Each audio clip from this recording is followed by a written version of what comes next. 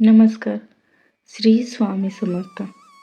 आषाढ अमावस्या म्हणजे श्रावणाच्या उंबरठ्यावर येणारा अत्यंत पवित्र दिवस म्हणजे दीप अमावस्या. ज्या दिव्यांनी शतकानुशतके मानवाला अंधाराकडून प्रकाशाकडे नेले, त्या दिव्यांप्रती कृतज्ञता व्यक्त करण्याचा हा मंगलमय सण. त्यासाठी आपण घरातील स्वच्छता व मांडणी याकडे लक्ष दिले पाहिजे. म्हणजेच घरातील सर्व धातूंचे दिवे समया आणि निरांजन चिंचेने किंवा पितांबरीने घासून स्वच्छ करून घ्यावेत. हे सर्व दिवे एका पाटावर किंवा केळीच्या पानावर नीट मांडावेत. दिव्यातून तेल ओघळू नये म्हणून प्रत्येक दिव्याखाली छोटी ताटली किंवा डिश ठेवावी आणि पाटाभोवती सुंदर रांगोळी काढावी. दिव्यांना हळद कुंकू, फुले वाहताना आणि धूप दाखवावे. पंचोपचार पूजा. सर्व दिवे प्रज्वलित करून त्यांची गंध, अक्षता, फुले, दीप आणि नैवेद्य या 5 गोष्टींनी भावपूर्ण अशी पूजा करावी. जोडवाती व खडीसाखर. दिव्यांमध्ये कापसाच्या जोडवाती लावाव्यात.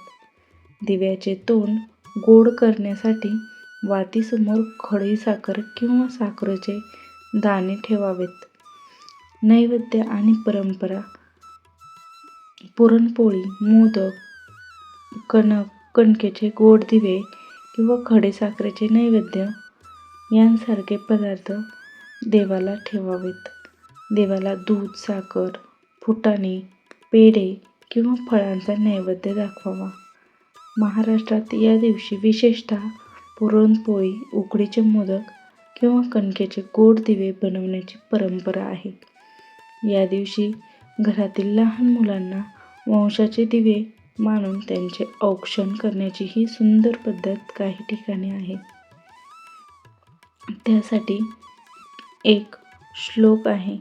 पूजा करताना अग्निनारायणासमोर हा पवित्र श्लोक मंत्र नक्की म्हणावा. भो दीप ब्रह्मरूपस्व ज्योतिषा परप्रभुरव्य आरोग्य देहिं पुत्राच्छ अवैधव्यम प्रयच्छं मे. या प्रार्थनेने घरात आरोग्य, दीर्घायुष्य आणि सुख समृद्धीचा वास राहतो. सण कोणताही असो, दडपण न घेता तो श्रद्धेने आणि आनंदाने साजरा करावा. कारण देवाला तुमची निस्सीम भक्ती हवी असते. पंचप्राणांचे निरांजन करुनी पंचतत्वे वाती परिपूर्ण भरुनी. जय देव जय देव जय निरांजना. निरांजना ओवाळू तुझिया समचरणा. दीपज्योती नमोस्तुते. तुमच्या सर्वांच्या घरात आणि आयुष्यात सुख, शांती आणि समृद्धीचा प्रकाश कायम तेवत राहो, हीच प्रार्थना. हा व्हिडिओ आवडल्यास लाईक करा, शेअर करा आणि सबस्क्राईब करायला नक्की विसरू नका. धन्यवाद. श्री स्वामी समर्थ.